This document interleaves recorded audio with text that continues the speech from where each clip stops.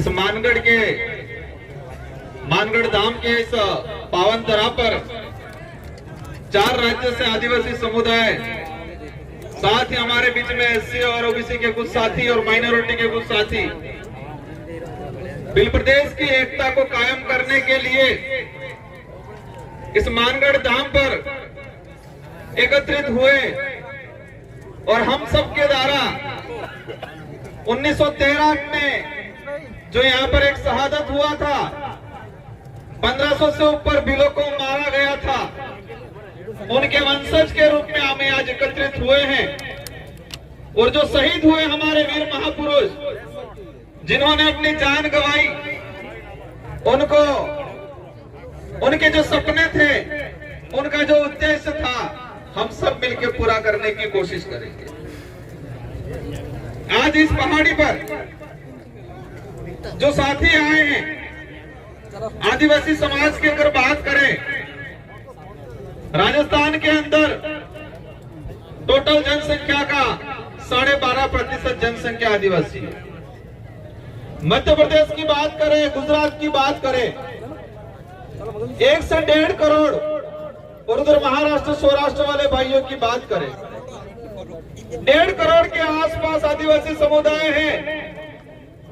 लेकिन आज यहाँ पर जो अपना जमीर जगा के जो दिल से यहाँ पर आया है, वो भाई कौन है? हमारे इस कार्यक्रम में पहुंचे ऐसे भाई हैं जिनका घर का व्यवस्थित स्थिति नहीं है, जो कई साथी बेरोजगार हैं, उनके पास रुपया पैसा नहीं है, उनके पास गाड़ियां नहीं है, वो भाई समाज के लिए सबसे पहले आए हुए हैं। जो भाई उनको कोई सुविधा नहीं है, उनके पास पैसा भी नहीं है, गाड़ियां भी नहीं है, लेकिन उनके अंदर आदिवासी समाज का खून है और उनके स्वाभिमान जो जगह है उस आधार पे यहाँ पर आए। कई साथी ऐसे हैं हमारे, समाज का सर्टिफिकेट लगा के बड़े नेता, बड़े अधिकारी बन गए। जिस सर्टिफिकेट के आधार पे वो अधिकारी बने, अपने आप को बड़ा सुपर समझते हैं और आदिवासी समाज के लिए अलग सोच रखते हैं हमारे समाज के भाई।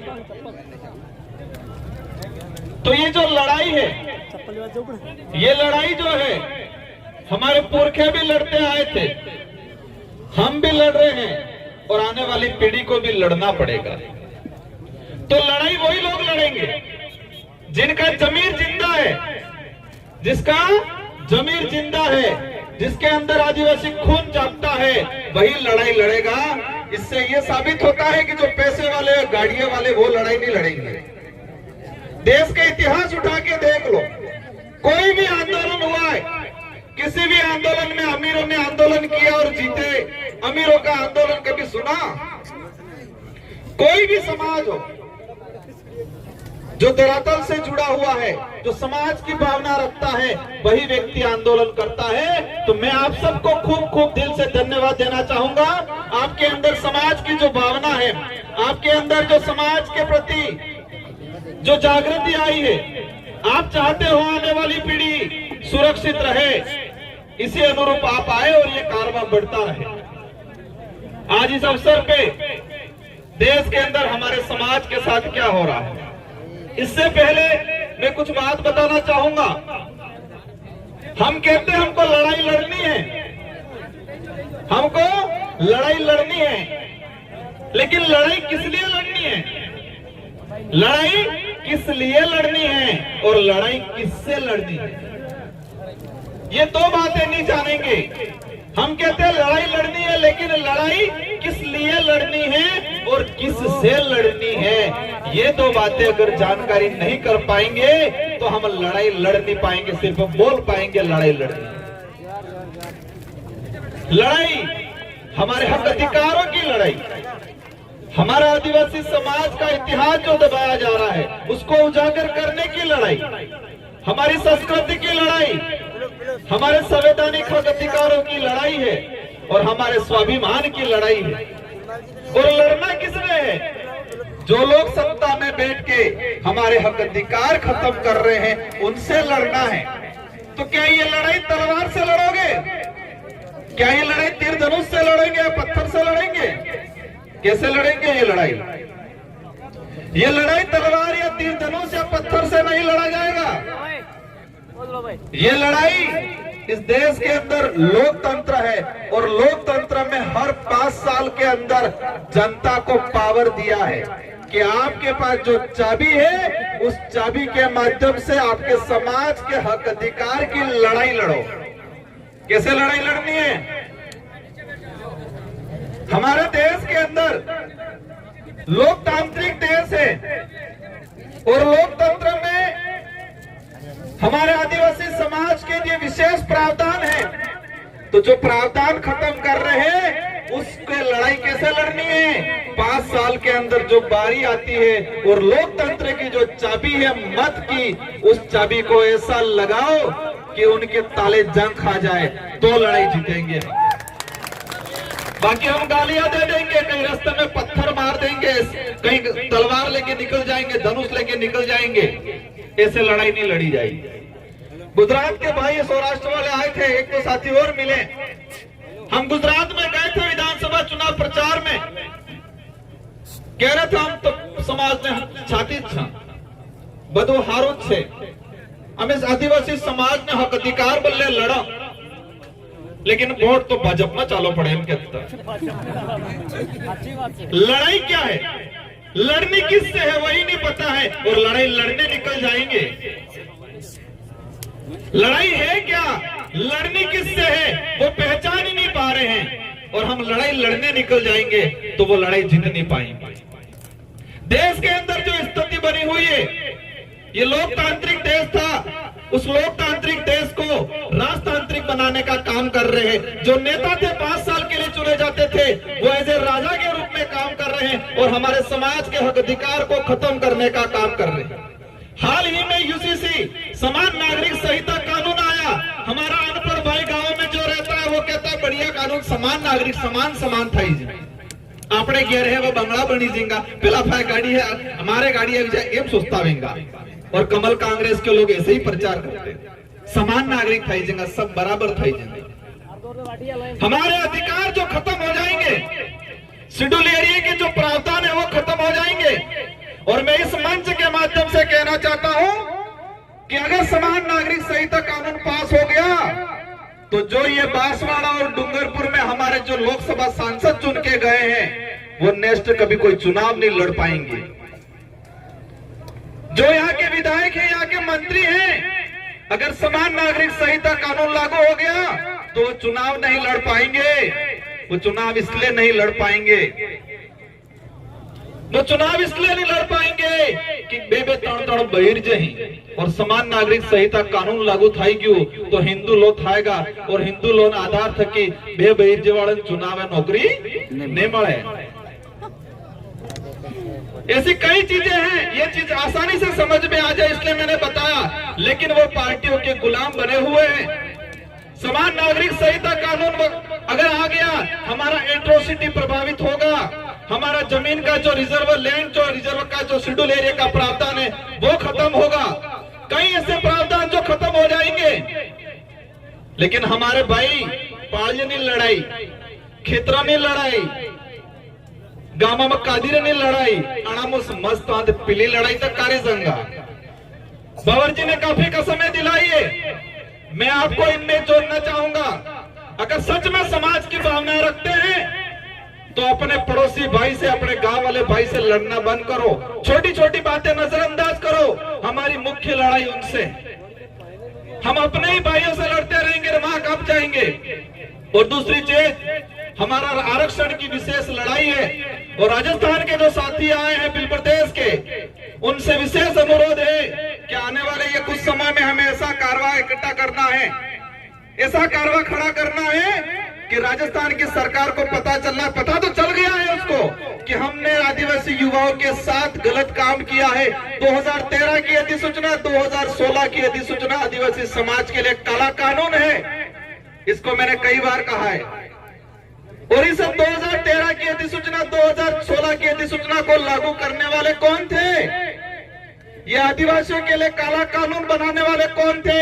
उनकी पहचान करनी है और आने वाले समय में हमारे पास जो चाबी है लोकतंत्र की, उस चाबी को तरीके से लगाना है तो इन काला कानून को पास करने वाले लोगों को सबक मिले। अगर ये लड़ाई नहीं लड़ पाते हम तो हम ऐसे एकत्रित हो जाएंगे, बेचारी के एकीकरण भी हो जाएगा, लेकिन हमारे समाज के हक अधिकार खत्म हो जाएंगे, शेड्यूल एरिया खत्म हो जाएगा। तो आज सभी प्राण लेके जाए। और दो ही बात मेरी जो मुख्य है कि लड़ाई लड़नी क्यों है, समस्या क्या है, उस समस्या को जानो और फिर लड़ाई लड़नी किससे है, किससे लड़नी है उसको पहचानो और कैसे लड़नी है वो मैंने बता दिया। लोकतंत्र की सबसे बड़ी कुंजी है, जो 5 साल में आपको अवसर मिलता है उसका सही उपयोग किया जाए और आने वाले समय में उनको एहसास कराना है। और इसी मंच से सागवाड़ा की जनता, 84 की जनता को धन्यवाद देता हूं कि आदिवासी इलाके में पहली बार सही मायने में लोकतंत्र स्थापित करने का काम किया उन्होंने 2018 में, और अच्छे के ताले लोग कर दिए। आप लोगों की भी बारी है। आदिवासी इलाके के अंदर पहली बार सही मायने में लोकतांत्रिक जो व्यवस्था है उसको 84 और सागवाड़ा की जनता ने लागू किया और अच्छे के ताले बंद हो गए। अब आपकी बारी, एमपी वालों की भी बारी है। गुजरात में બધું છારો છે મિલ લીજો ને પહેચાની લીજો તમારો દુશ્મન કોણ છે, બધું છારો છે ને વડાપ્રધાન दुश्मन को तो पहचान ही नहीं रहे, अपने भाई है, पड़ोसी, अपना गांव का कोई है उसको पहचान रहे, उससे लड़ाई लड़ रहे जिसका कोई मतलब ही नहीं है। तो इसी क्रम में कई वक्ता रहे हैं, कई वक्ताओं की लंबी लाइन है, लेकिन मैं आप सबसे गुजारिश करना चाहूंगा कि हमें शिक्षित बनना है और शिक्षित बनेंगे तो समस्या को पहचानेंगे और समस्या को पहचानने के बाद उसका हल निकालेंगे और दुश्मन को पहचानेंगे। और दूसरा, शारीरिक रूप से मजबूत होना है।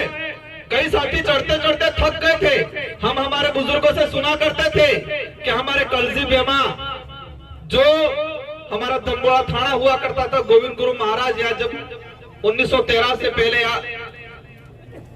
कार्यक्रम करते तो सुबह 7 बजे उनकी अटेंडेंस होती थाने में और शाम को शायद 5 या 6 बजे फिर थाने में अटेंडेंस होती। तो वो सुबह 7 बजे वह अटेंडेंस करके यहाँ पर आते और शाम को 5 बजे अटेंडेंस, यहाँ शाम को 5 बजे वापस जाके अटेंडेंस देते वहां थाने में। और पसे रात्रि पासा होता ने वेला 4 बजे उठी पासा भी जाता, अटला काटा था ना, मैं डोंगरे सड़ते सड़ते थाकी गया। तो शारीरिक रूप से भी मजबूत होना है और आने वाले समय में हमारे समाज को एक नई दिशा देनी है। हम सबको मिलके, हम तो हमारा सबका उम्र चली जाएगी, लेकिन आने वाली पीढ़ी की रक्षा कैसे करनी है उस पे विशेष ध्यान देना है हम सबको मिलके। और हर समाज में एक बात ये ध्यान रखना, ये विचारधारा नेता बनाने के लिए नहीं खड़ी की थी। बवर दादा ने बताया, बाकी साथियों ने बताया, कई साथियों ने संगठन में काम किया। ये विचारधारा आदिवासी समाज के हित में खड़ी की थी। और जिस संगठन में और जिस समाज में समाज सेवी कम और नेता ज्यादा बन जाते हैं, वहां दिक्कत खड़ी हो जाती है। उस बात का भी हम सबको ध्यान देना है। और लड़ाई नेताओं के लिए होती है ज्यादा, समाज सेवी बनने के लिए कोई नहीं लड़ता है। लड़ता है समाज सेवियों में टकराव होता है? नहीं होता है, नेता में ही होता है। और हमारा पहली बार ये समाज एकत्रित हुआ है, पहली बार ये समाज एकत्रित हुआ है। हम सबकी जिम्मेदारी है इस कार्य को बनाए रखने की। अगर हमें अभी दिक्कत हो गई तो आने वाले 20-25 साल 50 साल तक ये समाज वापस एकत्रित नहीं हो पाएगा। उस बात का ध्यान रखना आप सब।